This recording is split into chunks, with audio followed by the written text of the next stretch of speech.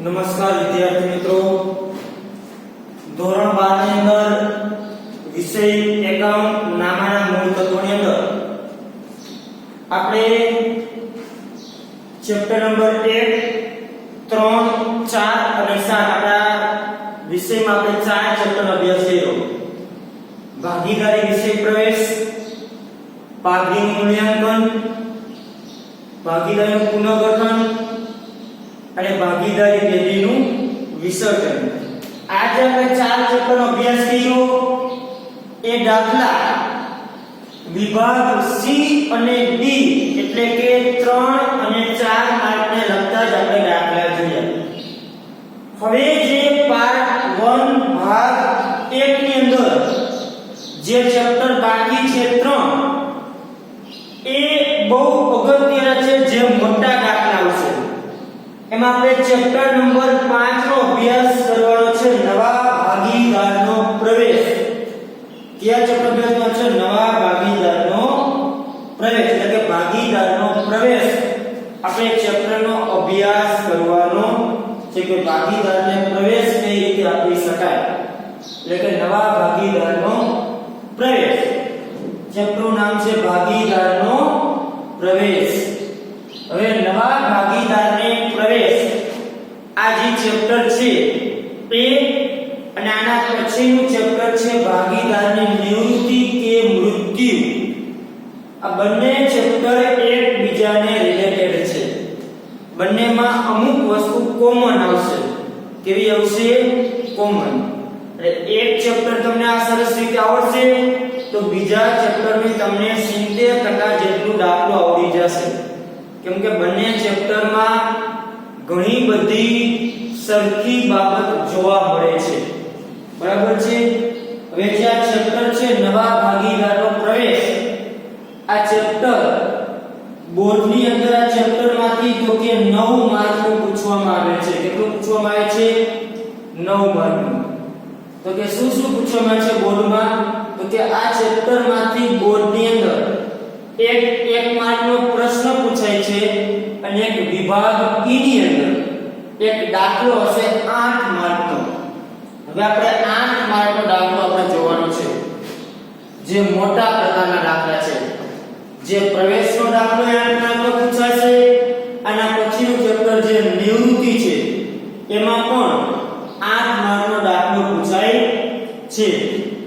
એટલે આ chapter total છે 9 માર્કનું, જેમાંથી એક પ્રશ્ન પૂછાશે 1 માર્કનો અને એક પૂછાશે દાખલો. કેટલા માર્કમાં? 8 માર્કનો. એટલે ટોટલ આ ચેપ્ટર કેટલા માર્કનું? 9 માર્કનું. હવે આપણે ચર્ચા કરી પ્રવેશ અંગે. આપણે પુનર્ગઠનમાં જોયું હતું કે જુદા જુદા કારણોસર ભાગીદારીમાં જેને કહેવાય કે ફેરફાર થાય એને આપણે કહેતા પુનર્ગઠન. અને આપણે પુનર્ગઠન જે ચેપ્ટર છે એમાં આપણે જે પુનઃમૂલ્યાંકન ખાતાનો અભ્યાસ કર્યો તો જે પાછળ મોટા દાખલા, એ દાખલા છે આપણે આવશે ને તમને ખૂબ જ ઉપયોગી રહેશે, ખાસ વિદ્યાર્થી મિત્રો. તો કે પુનર્ગઠન આપણે શું કીધું હતું? તો કે જુદા જુદા કારણોસર ભાગીદારીમાં થતા ફેરફાર. એમાં આપણે જોયું પ્રવેશના કારણે પણ ભાગીદારીમાં ફેરફાર થાય પ્રમાણમાં. પ્રવેશ પામે એટલે અન્ય ભાગીદારને જેને કહે તેના ભાગનો ભાગ આપવો પડે છે. હવે આ ચેપ્ટરનો કોઈ થિયરી તો આમ પૂછાતી નથી, ખાલી એક માર્કનો પ્રશ્ન પૂછે છે. બાકી કોઈ મોટી થિયરી પૂછવામાં આવતી નથી. માત્ર શું પૂછે છે? 1 માર્કનો એક પ્રશ્ન. હવે તો કે નવા ભાગીદારને પ્રવેશ કઈ રીતે આપી શકાય, કેટલી રીતે આપી શકાય? તો કે પ્રવેશ આપવાના રીત કેટલી? ભાઈ નવા ભાગીદાર છે ને પ્રવેશ આપવો છે તો પ્રવેશ કેટલી રીતે આપી શકાય? આ તમને 1 માર્કમાં પ્રશ્ન પૂછાઈ શકે કે નવા ભાગીદારને પ્રવેશ કેટલી રીતે આપી શકાય. તો કે જ્યારે કોઈ ભાગીદારને પ્રવેશ આપવામાં આવે, કોઈ પણ 2 ભાગીદારો છે અને ત્રીજા ભાગીદારને પ્રવેશ આપવો છે, તો એ પ્રવેશ કેટલી રીતે આપી શકાય? તો એક તો બધા ભાગીદારોની સંમતિથી, તો કે જેટલા ભાગીદાર હોય બધાની સંમતિ હોય તો તમે નવા ભાગીદારને પ્રવેશ આપી શકો. અને બીજું તો કે આપણો ભારતીય ભાગીદારી કાયદા અનુસાર કે કરાર અનુસાર જે ભારતીય ભાગીદારી કાયદો છે એ કાયદા અનુસાર પણ આપણે પ્રવેશ આપી શકીએ છીએ. તો કે પ્રવેશ બે રીતે આપી શકાય. એક તો બધા જ ભાગીદારોની સર્વસંમતિથી અને બીજું તો કે ભારતીય ભાગીદારીના કાયદા અનુસાર તો કે પ્રવેશ આપી શકીએ છીએ. તો કે ભાગીદાર એટલે કે બે રીતે તો કે પ્રવેશ આપી શકાય છે. હવે નવા ભાગીદારને આપણે પ્રવેશ શા માટે આપીએ? તો કે નવા ભાગીદારને પ્રવેશ આપવાના કારણ તો કે આપણે નવો ભાગીદારને શું કામ ચાલુ ભાગીદારી પેઢીમાં આપણે પ્રવેશ આપી છે એના કારણો કયા છે? પ્રવેશ આપવાના કારણ તો કે પેઢી જે ચાલુ છે ઈ પેઢીની તો કે નવા ભાગીદારને પ્રવેશ આપી છે તો એના કારણો આ હોઈ શકે. તો કે વધુ મૂડીની જરૂરિયાત આપણે નવા ભાગીદારને પ્રવેશ આપીએ. આપણે મૂડી વધુ જોતી હોય તો આવા સંજોગોમાં તો કે નવા ભાગીદારને પ્રવેશ આપવો પડે. કે ભાઈ આપણે નાણાંની જરૂરિયાત છે વધારે તો એવા સંજોગોમાં શું કરી ભાઈ જે ભાગીદારો છે ચાલે એની પાસે પૂરતી મૂડી ન હોય, વધારે મૂડીની જરૂરિયાત છે એટલે એના કારણે નવા ભાગીદારને શું આપશે? પ્રવેશ. જેના કારણે શું કરશે? મૂડી લાવશે, સ્વાભાવિક છે.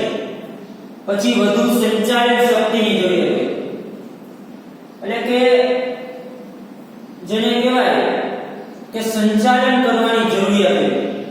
બે ભાગીદારો છે એના સાથે કે પેઢી ચલાવી શકાય એમ નથી તો ત્રીજાને એન્ટર કરે જેનાથી એને થોડું કામ સોંપી શકાય. ત્યાર પછી નિવૃત્ત કે મૃત્યુ પામે કોઈ ભાગીદાર, ચાલુ ભાગીદાર પેઢીમાંથી કોઈ ભાગીદાર નિવૃત્ત થઈ જાય કે મૃત્યુ પામે તો એની જગ્યાએ અન્યને પ્રવેશ આપે. કુશળ કર્મચારી કાયમ રહે એ ઘણી પેઢી એવી કે કોઈ વ્યક્તિમાં આવડત હોય એટલે એને પેઢીમાં ભાગ આપી દે. શા માટે? તો કે એનામાં આવડત છે ભાગ આપી દે એ કર્મચારી કે જઈ શકે ને કેમ કે પેઢીમાં શું છે? ભાગ છે એટલા માટે. અને જોખમની વહેંચણી કરવા માટે અને ધંધાકીય જોખમ છે એની વહેંચણી કરવા માટે પણ તો કે નવા ભાગીદારને તો કે ભાગ આપવામાં આવે છે. હવે નવા ભાગીદાર છે એને નફો જે છે એ ભવિષ્યમાં એને ભાગ મળે છે. હવે જે નવો ભાગીદાર ધંધામાં આવશે એ ભાગીદાર તો કે એક તો પેઢીની અંદર મૂડી લાવશે, આ ઉપરાંત જે રકમ વધારે આવે છે એને કહેવામાં આવે છે પાઘડી, જેને પાઘડીનું પ્રીમિયમ કહેવામાં આવે છે. આપણે પાઘડી શબ્દ આપણે જોઈએ તો કોઈ પણ ભાગીદાર નવો પ્રવેશ કરે તો એક તો એ ભાગીદારને તમે નવા ભાગીદારને એન્ટર થાય છે તો એક તો એ ભાગીદાર શું લાવે? મૂડી લાવશે પોતાના ભાગમાં. કે જૂના જે ભાગીદાર છે એને ધંધો જ્યારે શરૂ કર્યો હોય ત્યારે માની લો કે એને જે કાંઈ A અને B ભાગીદાર હોય આ બે જે ધંધો શરૂ કર્યો ત્યારે બંને 10 લાખ બે રૂપિયા લઈ આવ્યા. બેનો ભાગ કેટલો છે? સરખો. આ ત્રીજો નવો ભાગીદાર છે C, આ નવો ભાગીદાર. હવે ત્રણેય સરખી છે નફોનો છે રચે છે તો આ બે 10 લાખ આને લાવવા કેટલા પડે? તો કે 10 લાખ તો મૂડી તરીકે લાવવા પડે પણ આને એમ કીધું તારે 12 લાખ રૂપિયા આપવાના. તો આ એમ નહીં કે તમે તો 10 લાખ આપે મારે કેમ 12 લાખ આપવાના? તો વધારાના જે 2 લાખ રૂપિયા લાગે છે કે પાઘડી તરીકે ઓળખવામાં છે. એને પાઘડી એટલે પણ રકમ લાવવી પડે છે. હવે નવા ભાગીદારનો પ્રવેશ થાય એના કારણે કઈ હિસાબી અસર થશે આપણે આ દાખલા ગણવામાં ખાસ જોઈએ કે નવા ભાગીદારના પ્રવેશના કારણે તો તો કે કઈ હિસાબી અસર ઉદ્ભવશે, આપણે કઈ હિસાબી અસર જોવા મળશે, આપણે દાખલામાં શું શું ગણતરી કરવી પડશે. તો કે એક તો સૌપ્રથમ ભાગીદારનું નવું પ્રમાણ શોધવું પડશે. શું શોધવું પડશે? નવું પ્રમાણ. પહેલા જે પ્રમાણ હોય, હવે નવો ભાગીદાર એન્ટર થયો એટલે એને જે ભાગ આપે એને ભાગ કોણ આપે? તો કે જૂના ભાગીદારો. એટલે એના પ્રમાણમાં શું થાય? ફેરફાર થાય. એટલે કે સૌપ્રથમ ભાગીદારોના બધાયનું નફા નુકસાનનું નવું પ્રમાણ. એ બી ભાગીદાર હોય, બે 50-50 પૈસાનો ભાગ છે બેડીમાં. બેનો કેટલો છે? 50-50 પૈસા. સી ભાગીદારને 20 પૈસા ભાગ આપ્યો. તો 20 પૈસા ભાગ આપે કોણ? તો કે આ બે માંથી કોઈને એમને આપવો પડે અથવા તો બંને આપે. માની લે બે 10 પૈસા આપે, તો હવે બેનો ભાગ શું થશે? એટલો ઘટશે. કેમ કે ભાગ તો હંમેશા કેટલા ટકા હોય? 100% કે આને 20 પૈસા ભાગ આપવો છે સી ને. કે અમે તને 20 પૈસા ભાગ આપે તો 20 પૈસા ભાગ કોણ આપે? એ અને બી. એ આપ્યા તો બી આપે. પછી જે રીતે નક્કી થાય એ રીતે. એટલે કે નફા નુકસાન શું શોધવું પડ્યું? નવું પ્રમાણ. પહેલા 50-50 પૈસા ભાગ આપ્યો. નવું પ્રમાણ શું થયું? 40-40 ને 20 પૈસા. એટલે કે પહેલા તમારે પ્રવેશ સમય છે તો કે પહેલું નવું પ્રમાણ. બીજું તો કે ચાલુ ભાગીદારનું ત્યાગનું પ્રમાણ શોધો. ચાલુ ભાગીદારનો ત્યાગ એટલે કે આને જેટલો ભાગ નવા ભાગીદારને આપ્યો એટલો એને પોતાના ભાગમાંથી શું કહ્યું કહેવાય? ત્યાગ. એટલે આ બેનું શું છે? ત્યાગ છે. બેનો ત્યાગ કેટલો છે? 10 અને 10. ત્યાગનું પ્રમાણ કેટલું થયું? 1:1. એટલે કે બીજું શોધવું પડશે શું? ત્યાગનું પ્રમાણ. તો કે નવા ભાગીદારને ચાલુ ભાગીદારો ભાગ આપે છે, તો ભાગ આપે છે શેમાંથી? પોતાના ભાગમાંથી. તો કે એના ભાગમાંથી જેટલો ભાગ નવા ભાગીદારને આપ્યો એટલો એનો ભાગ ઓછો થયો. જેટલો ભાગ ઓછો થયો એટલોનો શું કહેવાય? ત્યાગ કહેવાય. કે પહેલા 50 પૈસા ભાગ હતો, હવે 40 પૈસા ભાગ થઈ ગયો. તો 10 પૈસા ભાગ રહ્યો ઈ કેને આપ્યો? સી ને આપ્યો. તો 10 પૈસાને શું કર્યો? પોતાના ભાગનો ત્યાગ કર્યો. એટલે કે બીજું તમારે દાખલા અંદર ખાસ શોધવું પડશે ત્યાગનું પ્રમાણ. ત્યાર પછી પાઘડીની હિસાબી અસર આપવાની છે. આ ખાસ મહત્વનો મુદ્દો છે. તો પાઘડીની હિસાબી અસર, કે તમને દરેક દાખલા પાઘડીની કિંમત આપી છે અને હિસાબી અસર આપવાની, એ આપણે આગળ જોશું કઈ રીતે હિસાબી અસર આપવામાં આવે છે. ત્યાર પછી એકત્રિત અનામતો અને નફો નુકસાનની વહેંચણી કરવી. આપણે ચેપ્ટર નંબર 4 માં અભ્યાસ કર્યો છે. આપણે આમ નોંધ કરતા અનામતો અને જે નફો ખોટ નુકસાન એની વહેંચણી કરવાની. સામાન્ય અનામતો એ કારીગર અકસ્માત વળતર ભંડોળ હોય, આ જે કાંઈ અનામતો છે એની શું કરવાની? વહેંચણી કરવાની. ત્યાર પછી મિલકત અને દેવાનું પુનઃમૂલ્યાંકન કરવું. આપણે પુનઃમૂલ્યાંકન ખાતા માટે જોયું કે મિલકત અને જે દેવા છે એનું આપણે પુનઃમૂલ્યાંકન કરતા. હવાલા આપ્યા હોય પછી એના આધારે આપણે અસર આપતા. અને ત્યાર પછી મૂડીમાં ફેરફારની અસર. હવે એના કારણે જે મૂડીમાં ફેરફાર થાય એની અસર દર્શાવવામાં આવે છે. એટલે કે પ્રવેશ સમય તો કે આપણી હિસાબી અસર ઉદ્ભવે છે. આપણી હિસાબી અસર આપણે જોવા મળે છે. હવે પ્રવેશનો જે દાખલો છે એમાં આપણે કેટલા ખાતા તૈયાર કરવાના થશે? તો કે 4 ખાતા તૈયાર કરવાના થશે. પહેલું આ મુજબ ક્રમમાં તમારે ખાતા બનાવવાના. પહેલું પુનઃમૂલ્યાંકન ખાતું, બીજું ભાગીદારના મૂડી અથવા તો ચાલુ ખાતા. કા મૂડી ખાતા હોય, મૂડી ખાતાને બાકી હોય તો મૂડી ખાતા, અને જો ચાલુ ખાતાને બાકી હોય તો મૂડી ખાતા નહીં બનાવવાના, ચાલુ ખાતા બનાવવાના. ત્યાર પછી રોકડ અથવા બેંક ખાતું. જો રોકડની બાકી તો રોકડ, બેંક છે તો બેંક ખાતું. અને ચોથું બનાવવું આવશે પાકું સરવૈયું.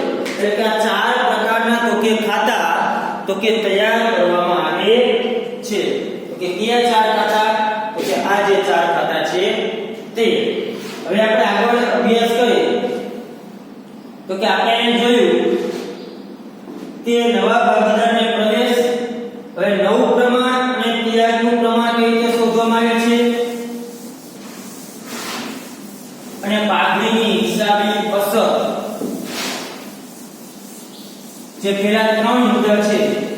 ખૂબ જ અગત્યના છે.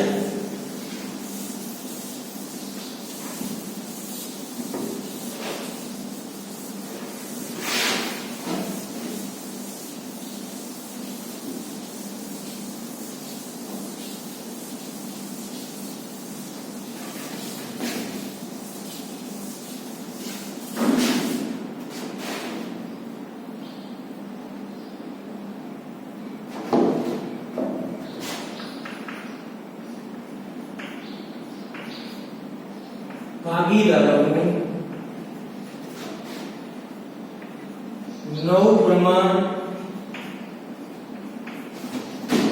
અને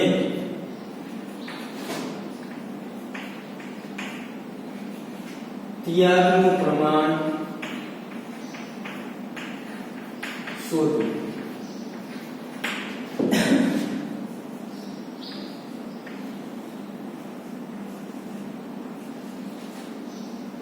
તો કે ભાગીદારનું નવ પ્રમાણ અને ત્યાગનું પ્રમાણ શોધો.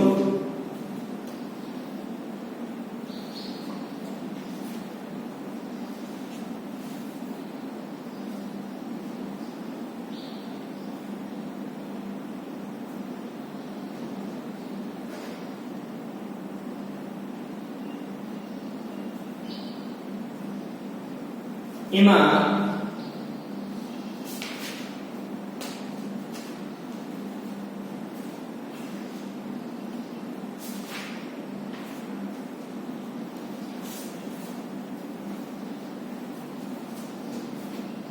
પહેલી મેથડ છે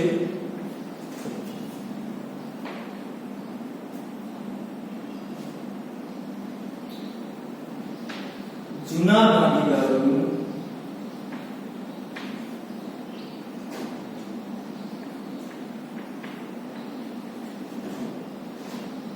જૂનું પ્રમાણ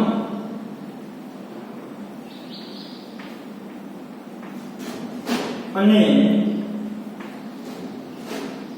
નવા ભાગીદારનો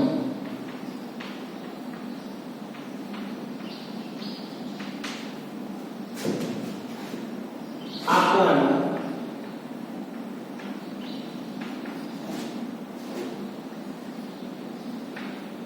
નફાનો ભાગ આપેલો.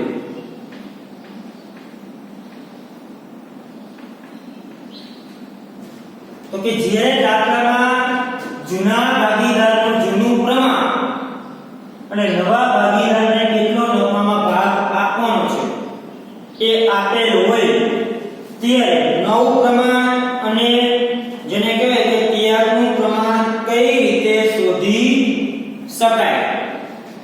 તો કે એના માટે તમારે શું કરવાનું, સૂત્ર કયા કયા છે? તો કે પહેલું છે સૌપ્રથમ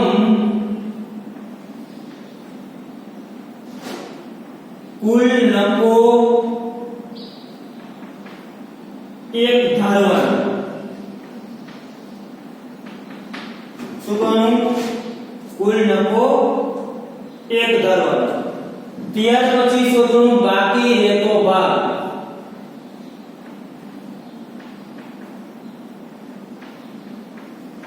એટલે કઈ રીતના? તો કે કુલ નફો માઈનસ નવા ભાગીદારનો ભાગ.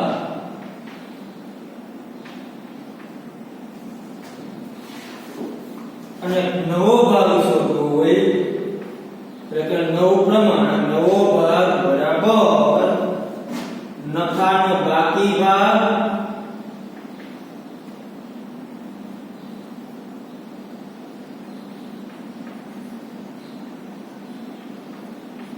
ગુણ્યા જૂના પ્રમાણના ભાગ.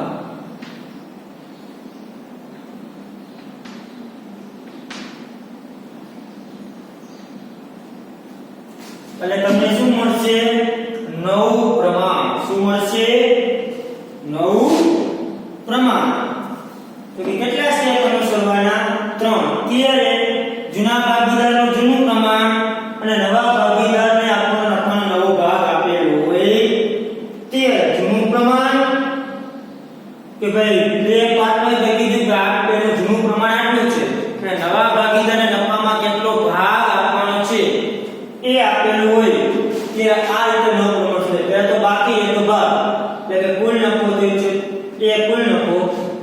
તમને ભાગ આપ્યો કે કોઈ નવા ભાગીદારને 1/5 ભાગ આપવાનો છે, કેટલો ભાગ આપવાનો છે તે.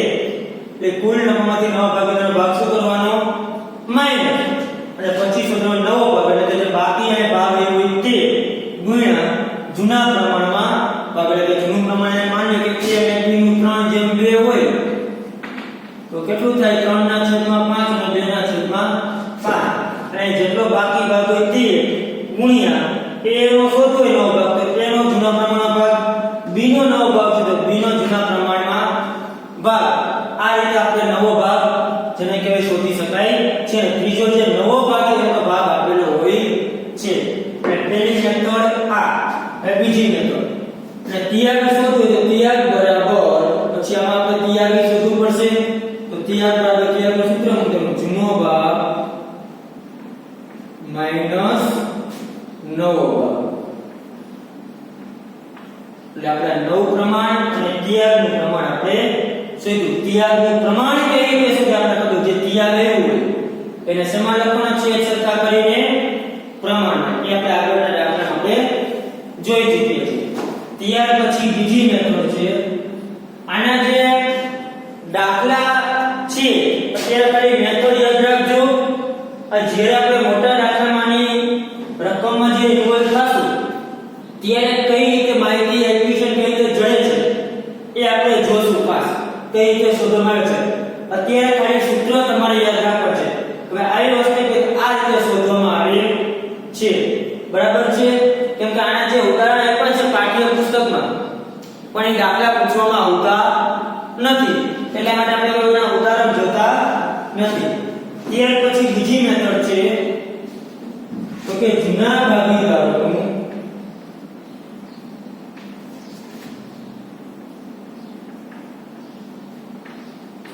જૂનું પ્રમાણ.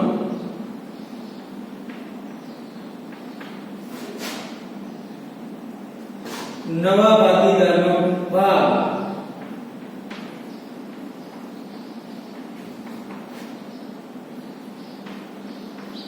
અને જૂના ભાગીદારો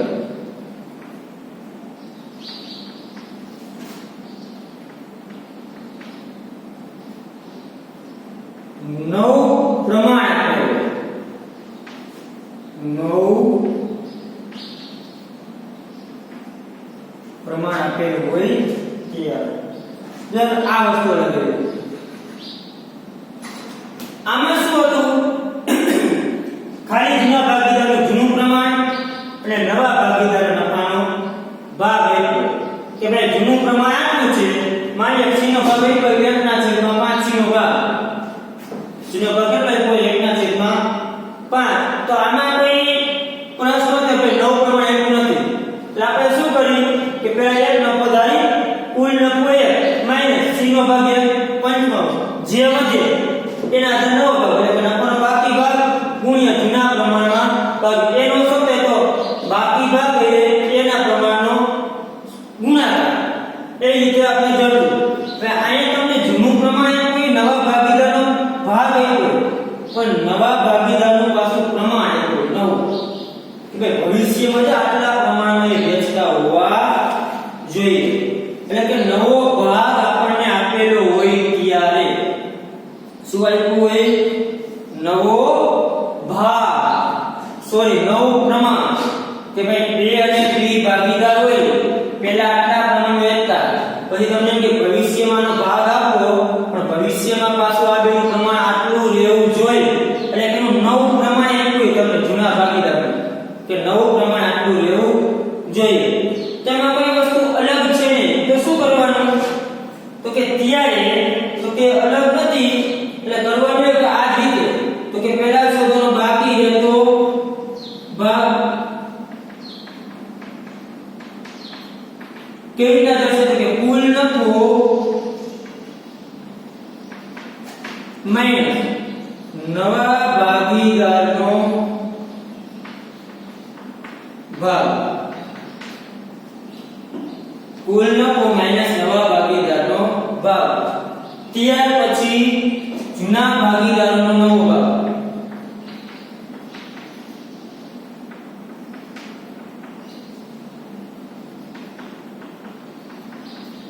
તો સૂત્ર શું? તો કે બાકી ભાગ ગુણ્યા નવા પ્રમાણમાં ભાગ. સૂત્ર છે નવા પ્રમાણમાં ભાગ, બાકી ભાગ ગુણ્યા અહીંયા કયા પ્રમાણમાં હતું? જૂના. અહીંયા નવા પ્રમાણમાં, એટલે કે તમને જે ચાલુ ભાગીદારો હશે એનું નવું પ્રમાણ આપ્યું હશે કે અહીંયા જેમ જૂનું 3 જેમ 2 આપ્યું છે, પછી કીધું હોય કે નવા પ્રમાણે 5 જેમ 3 ના પ્રમાણમાં રહે છે. તો આ જે નવું પ્રમાણ આપ્યું હોય ને એ પ્રમાણ સાથે બાકી એટલા ભાગનો શું કરવાનો? ગુણાકાર. એટલે તમને શું મળશે? નવું પ્રમાણ. અને જેનો ભાગ આપ્યો હોય એનો ત્રીજો ભાગ એનો પ્રમાણ હોય, પછી 3 ને શું કરવાના છે? સરખા. આમાં ત્યાગ શોધવું હોય તો ત્યાગનું સૂત્ર કયું હશે? તમને નવો ભાગ મળે અને જૂનો ભાગ આપણને આપ્યો હોય, બરાબર? નવો ભાગ તમને અહીંયા મળશે અને જૂનો ભાગ આપ્યો, ત્યાગ બરાબર જૂનો ભાગ માઈનસ નવો ભાગ. એમાં ત્યાગ આપણે ઉપરની પદ્ધતિથી જાણી શોધાશે. ત્યાર પછી ત્રીજી મેથડ,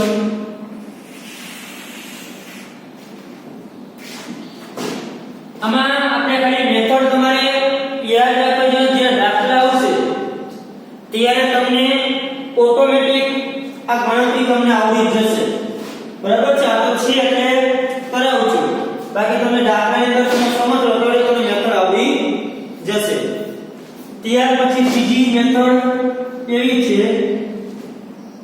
કે નવા ભાગીદાર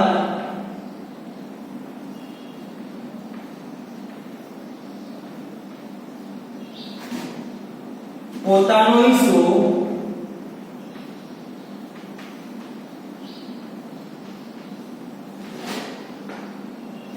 જૂના ભાગીદાર પાસેથી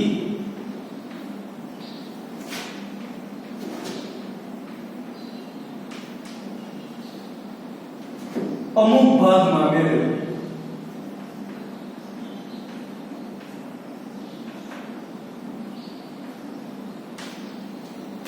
ત્યારે નવો ભાગ શોધવો હોય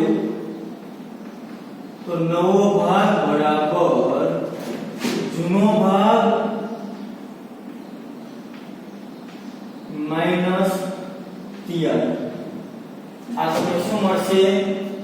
નવું પ્રમાણ. અને ત્યાગનું પ્રમાણ તમને આપેલું હશે. એટલે કે દાખલો એવો આવ્યો હોય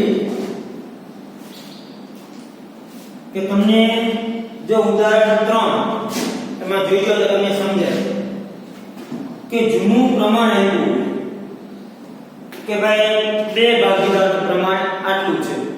પછી તમને એ આપ્યું કે નવો ભાગીદાર જે છે એ પોતાનો જૂના ભાગીદાર પાસેથી અમુક ભાગમાં મેળવતો.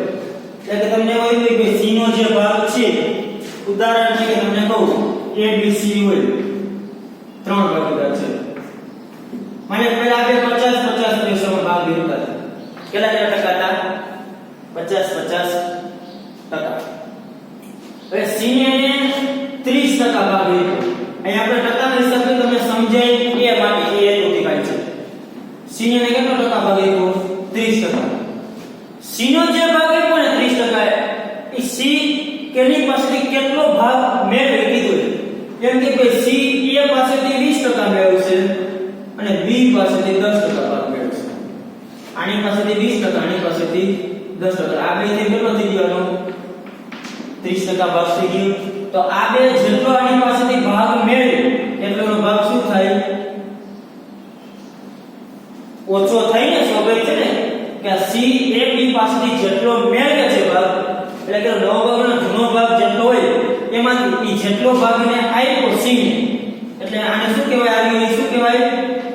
ત્યાગ. એટલે કે જેટલો ભાગ એને C ની તરફેણમાં જતો કયો એટલો એનો કહેવાય ત્યાગ. શું કહેવાય?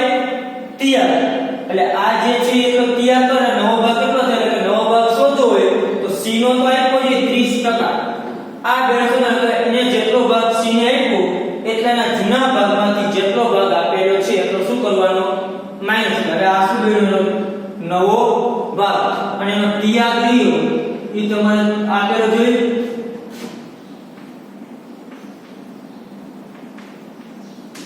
ત્યાગ આપ્યો છે 20 ને 10 બેના છેદ હરકાકાર માની લો આવી થાય તો એક પંચમાંશ ત્યાગ કરે છે ને એક તૃતીયાંશ તો અને છેદ હરકા કઈ ત્યાગ લખવાનો જો બેના છેદ સરખા છે તો ડાયરેક્ટ એમાં આપ્યું છે 7 2 21 ભાગ a પાસે અને 1 21 ભાગ b પાસે તો ત્યાગનું પ્રમાણ કેટલું થાય 2:1 એટલે આ તમને ત્યાગ આપેલો હોય એટલે જે ત્યાગ આપેલો છે છેદ સરખા કરી નાખો ત્યાગનું પ્રમાણ અને એ શું બનશે તમારું ત્યાગનું પ્રમાણ એટલે ત્રીજી મેથડ શું છે કે તમને નવા ભાગીદાર પોતાનો હિસ્સો કયા ભાગીદાર પાસેથી કેટલો ભાગ મેળવે છે ને એ રકમ આપ્યું હોય તો તમારે નવો ભાગ છે તો જૂના ભાગને જે જૂનો ભાગ આપ્યો હોય એટલે કે જૂનું પ્રમાણ એમાંથી ત્યાગ શું કરવાનો મેં લાઈન આપી દીધું પ્રમાણ 3:2 તો 3/5 અને 2/5 આ a અને b પછી કીધું કે c રહ્યો એ a પાસેથી માની લો 7/21 ભાગ ગયો છે અને b પાસેથી 2/21 ભાગ ગયો છે આ એનું શું કહેવાય ત્યાગ કહેવાય શું કહેવાય ત્યાગ આ જૂનો ભાગ 3/5 એમાંથી ત્યાગ શું કરવાનો માઈનસ એટલે તમને શું જડશે નવો ભાગ એટલે કે ત્રીજી મેથડ આ છે નવો ભાગ આ રીતે પણ શોધી શકાય છે બરાબર છે ત્યાર પછી ચોથી મેથડ જ્યારે જૂના ભાગીદારોનું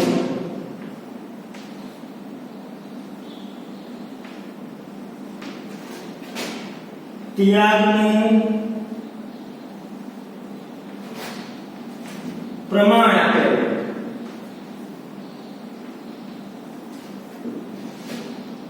અહીંયા શું આપ્યું છે ભાગ આપ્યો છે કેટલો ત્યાગ કરે છે તે પણ જ્યારે ત્યાગનું પ્રમાણ આપ્યું હોય ને શું આપ્યું હોય ત્યાગનું પ્રમાણ આ ભાગ આપ્યો જેમ ઉદાહરણ નંબર 3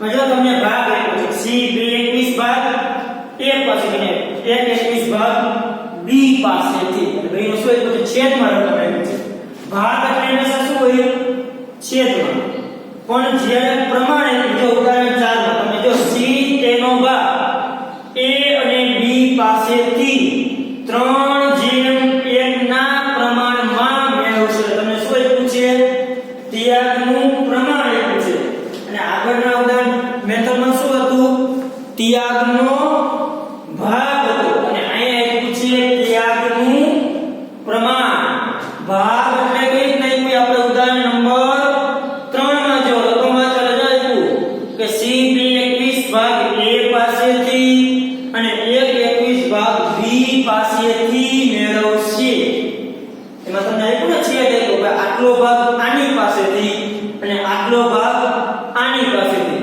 જે ચોથી મેથડમાં શું આપ્યું ત્યાગનું પ્રમાણ એટલે કે કઈ રીતે આપ્યું કે c તેનો ભાગ 3:1 ના પ્રમાણમાં મેળવશે તો ત્યારે પહેલા જે પ્રમાણમાં આપ્યું હોય તો પ્રમાણને તમારે ભાગમાં કન્વર્ટ કરવું પડે કે તમારે પહેલાનો ત્યાગ શોધવો પડે તો જૂના ભાગીદારનો ત્યાગ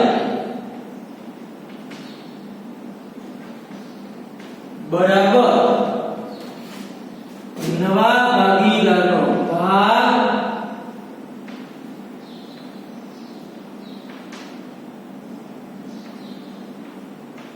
ગુણ્યા ત્યાગનું પ્રમાણ તો તમારે શું કરવું પડશે પહેલા જે ડાયરેક્ટ આપણે ત્યાગ આપેલો હતો કે આટલા ભાગ ત્યાગ કરે છે એટલે ડાયરેક્ટ માઈનસ કરી નાખતા પણ જ્યારે તમને એના પ્રમાણ આપ્યું કે ભાઈ આ ત્યાગ 2:1 કે 3:1 ના પ્રમાણમાં ત્યાગ કરે છે તો પહેલા તમારે એને ત્યાગ શોધવો પડશે એટલે શું કરવું નવા ભાગીદારનો જે ભાગ આપ્યો એ ભાગ ગુણ્યા જે ભાગીદારનો તમે ત્યાગ શોધતા હોય એના ત્યાગનું પ્રમાણ એટલે કે a અને b હોય એનો ત્યાગ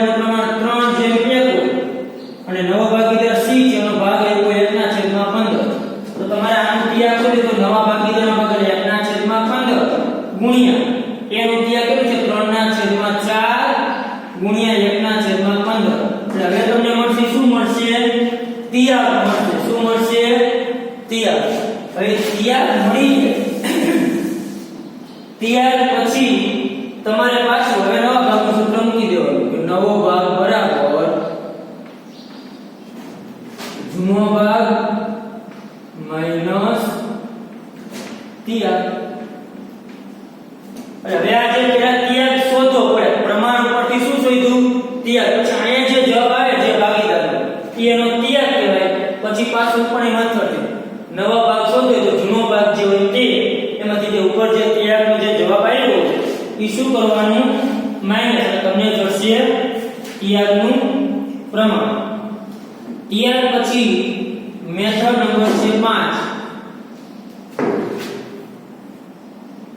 જ્યારે જૂના ભાગીદાર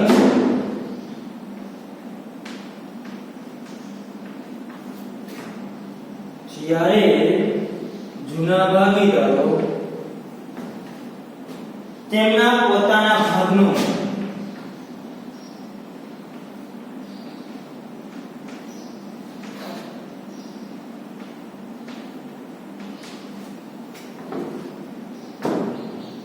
અમુક ભાગનો ત્યાગ કરે.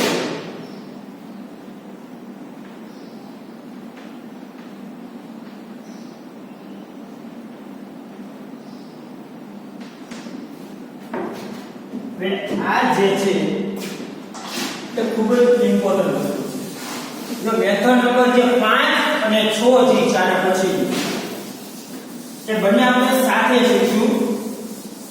બે આઈએમપી મેથડ જેના દાખલા તમને પૂછાય છે. અને છઠ્ઠી મેથડ એવી છે જ્યારે જૂના ભાગીદારો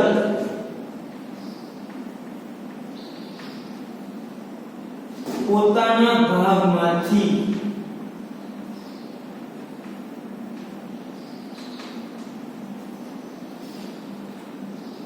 અમુક ભાગ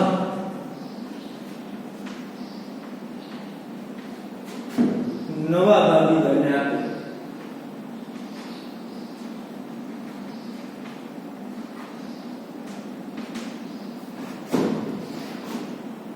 હવે જો શબ્દો પર ખાસ ધ્યાન આપજો.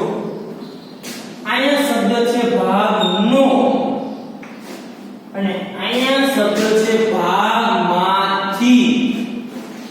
શું શબ્દ છે? અહીંયા છે ભાગનો, અહીંયા શબ્દ છે ભાગમાંથી. જ્યારે એવો શબ્દ કોઈ ને કે જૂના ભાગીદારો તેના પોતાના ભાગનો અમુક ભાગ, તો પહેલા તમારે ત્યાગ શોધવો પડે. શું શોધવો પડે? ત્યાગ. ત્યાગ કઈ રીતે થશે? તો કે ત્યાગ બરાબર જેનો ત્યાગ છે એનો જૂનો ભાગ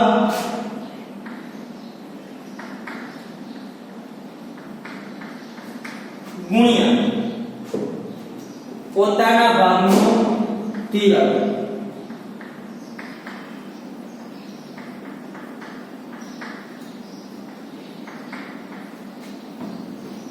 પોતાના ભાગનો ત્યાગ.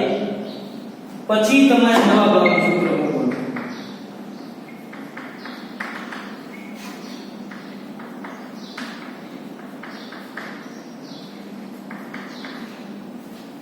શું વસ્તુ લગેલી? જ્યારે ભાગનો શબ્દ હોય ત્યારે તમારે જે ભાગીદારનો ત્યાગ શોધે કે એ ભાગીદારથી પોતાના ભાગનો 2/3 ભાગ ત્યાગ કરે છે. જેમાં રાજ્ય ઉદાહરણ જો તમને ખબર પડશે. તમને કીધું જો એ પોતાના ભાગનો 1/5 શબ્દ છે એ પોતાના ભાગનો. જ્યારે નો શબ્દ હોય ને ત્યારે તમારે પહેલા જે તે ભાગીદારનો ત્યાગ શોધવો. કઈ રીતના? એના જૂના ભાગ ગુણ્યા એને જેટલો ત્યાગ કર્યો હોય તે, અને પછી નવો ભાગ એટલે જૂનો ભાગ માઈનસ ત્યાગ. અને ત્યાગનું પ્રમાણ જે શોધવું હોય તો ત્યાગનું પ્રમાણ બરાબર શું થાય? તમારો જે ભાગ આવ્યો છે એ ભાગના શું કરી નાખવાના? છેદ સરખા. પણ જ્યારે માંથી શબ્દ હોય, શું શબ્દ હોય? માંથી. તો જ્યારે માંથી શબ્દ હોય ત્યારે તમારે જેને કહેવાય કે ત્યાગ શોધવો હોય તો આમાં શું કહેવું જૂનો ભાગ માઈનસ ત્યાગ જૂનો ભાગ માઈનસ ત્યાગ હવે આ બે જે ત્યાગ છે નવા ભાગીદારનો ભાગ શોધવો હોય નવો ભાગીદાર જે છે બરાબર છે અત્યાર સુધી આપણે દરેકમાં નવા ભાગીદારનો ભાગ આપણે આપતા હવે ત્યાર પછી જ્યારે માંથી શબ્દ હોય શું શબ્દ હોય માંથી શબ્દ એટલે તમને ત્યાગ આપે છે એમ કહેવાય શું કહેવાય ત્યાગ આપે છે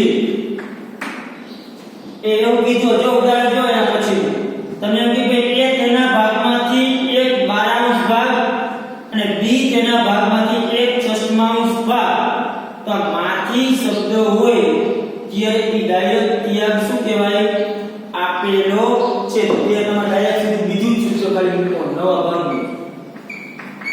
ભાગ શું તો નવો ભાગ બરાબર જૂનો ભાગ માઈનસ ત્યાગ અને આ જે ત્યાગ માંથી આવ્યું છે એનું તમારે ત્યાગનું પ્રમાણ શોધવું હોય તો જ્યાં માંથી શબ્દ હોય માંથી તે જે કોઈ છેદ શું કરી નાખવાના સરખા એટલે તમારે એટલે ગુણાકાર એટલે ત્યાગ શોધવો પડશે નહીં એટલે જે રકમમાં આપ્યું એટલે આપણો એનામાંથી ત્યાગ કરશે એ જ્યારે તમે ત્યાગ આપેલ છે એવું કહેવામાં આવે છે આ બંને મેથડ દાખલા આવશે આ બે મેથડ બહુ આયર્ન મેથડ છે ત્યારે આપણે એના દાખલા કે માંથી શબ્દ અને માં નો શબ્દ હોય કઈ રીતે ત્યાગ નવો ભાગ કઈ રીતે ત્યાગનું પ્રમાણ શોધાય છે એ આપણે જોશું વધારે ડીપલી બરાબર છે અત્યારે ખાલી તમને મેથડ યાદ રાખજો કે આટલી મેથડ આવે છે એ કઈ રીતે શોધાય છે એની વધારે આપણે વિસ્તૃત ચર્ચા એ જ્યારે આવશે ત્યારે આપણે કરશું ત્યાર પછી મેથડ નંબર છે 7 કે જ્યારે જૂના ભાગીદાર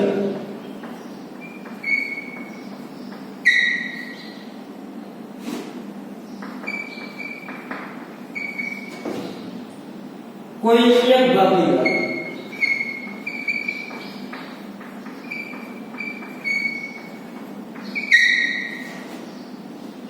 તેનો જૂનો ભાગ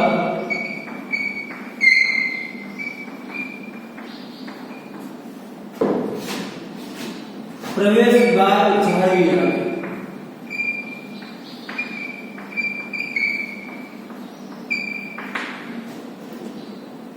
તો કે જ્યારે કોઈ જૂના ભાગીદાર એક ભાગીદારનો જૂનો ભાગ છે એ પ્રવેશ ભાગ જાળવે એટલે કે જૂનું પ્રમાણ છે પ્રવેશ નવો ભાગીદાર પામે ત્યારે એનો ભાગ એનો જેને કહે કે જાળવી રાખવો કે આપણે એના ભાગમાં કોઈ ફેરફાર થતો હોય નહીં તો કે આ એનો દાખલો હોય ત્યારે શું કરવાનું તો કે આવા સંજોગોમાં તમે જો ઉદાહરણ નંબર 7 આપ્યું છે કે નવા ભાગીદારનો ભાગ બરાબર ને ડી પ્રવેશ બાદ તેનો ભાગ સી તેનો ભાગ બીના પ્રવેશ બાદ જાળવી રાખે એવું કીધું તો કે જ્યારે જાળવી રાખતા હોય તો ત્યારે તમારે શોધવાનું છે બાકી રહેતો ભાગ શોધો શું શોધવાનું બાકી રહેતો ભાગ પણ બાકી રહેતો ભાગ કઈ રીતના શોધવાનું તો કે એક તો પેલા કુલ ભાગ જે એક હોય તે એમાંથી માઈનસ કરવાનો નવા ભાગીદારનો ભાગ તેનો ભાગ માઈનસ કરવાનો નવા ભાગીદાર અને એમાંથી માઈનસ કરવાનો જે ભાગીદારનો ભાગ જાળવી રાખે તે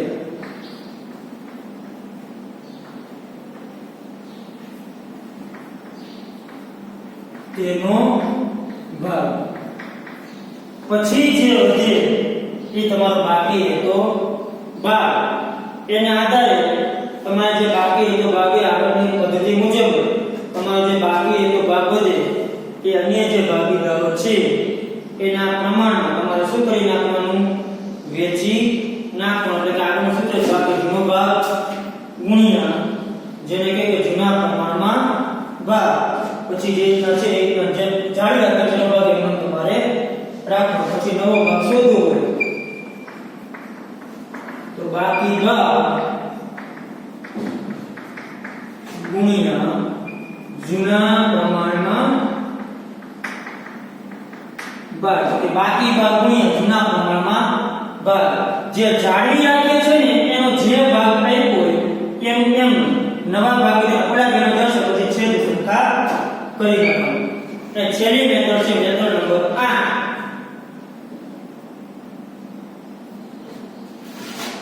તો કે જૂના ભાગીદાર પૈકી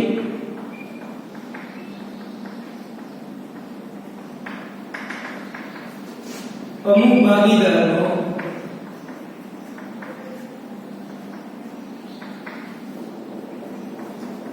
ત્યાગ આપેલ અને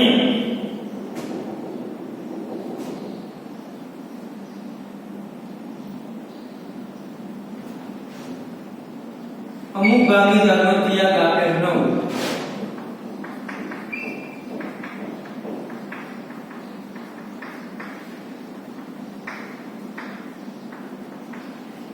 અમુક ભાગીદાર ત્યાગ આપ્યો કેટલો ભાગ ત્યાગ કરે છે, અમુક ભાગીદાર ત્યાગ આપ્યો હોય નહીં. તો આવા સમયે જે નથી ભાગીદારનો એનો ત્યાગ શોધવો હોય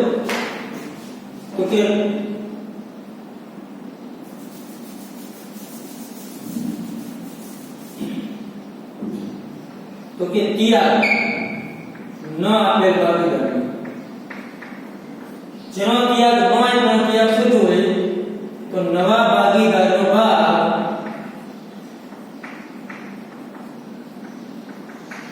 માઈનસ તો કે જેનો ત્યાગ આપ્યો હોય તેનો ભાગ. તો કે ત્યાગ આપેલ હોય તે ભાગીદારનો ભાગ. તો કે જેનો ત્યાગ આપ્યો છે એ ભાગીદારનો ત્યાગ. એટલે જેનો ત્યાગ નથી આપ્યો એનો શું જોશે તમને ત્યાગ. પછી તમારે નવો ભાગ શોધી લેવાનો. જૂનો ભાગ માઈનસ ત્યાગ. તમને અમુક ભાગીદારનો ત્યાગ આપ્યો અમુક ભાગીદારનો ત્યાગ આપ્યો ન હોય તો પેલા જેનો ત્યાગ નથી આપ્યો એનો પેલા ત્યાગ શોધી લેવાનો. એક ભાગીદાર ત્યાગ આપ્યો જોઈએ એકનો ન આપ્યો બેના ત્યાગ જડી જાય. પછી નવો ભાગ છે તો આગળ મુજબ જૂનો ભાગ માઈનસ ત્યાગ. એટલે અહીંયા જે આપણે આ મેથડ જે શીખ્યા એ જૂનું પ્રમાણ નવું પ્રમાણ અને ત્યાગનું પ્રમાણ કઈ રીતે મેળવી શકાય છે એના આપણે સૂત્રનો અભ્યાસ કર્યો કે આ રીતના સૂત્ર લખી એટલે આપણે એનું નવું પ્રમાણ અને ત્યાગ શોધી શકી છીએ. હવે વધારે આપણે જે કઈ રીતના મેળવી શકાય એ આપણે જ્યારે આંકડાના જે દાખલા જોશું એ દાખલામાં જે રકમ આવશે ત્યારે આપણે વધારે અભ્યાસ કરશું. હવે આપણે પાઘડીની હિસાબી અસર એ આપણે જોઈશું જે આપણે નેક્સ્ટ લેક્ચરમાં જોશું. ચાલો થેન્ક યુ.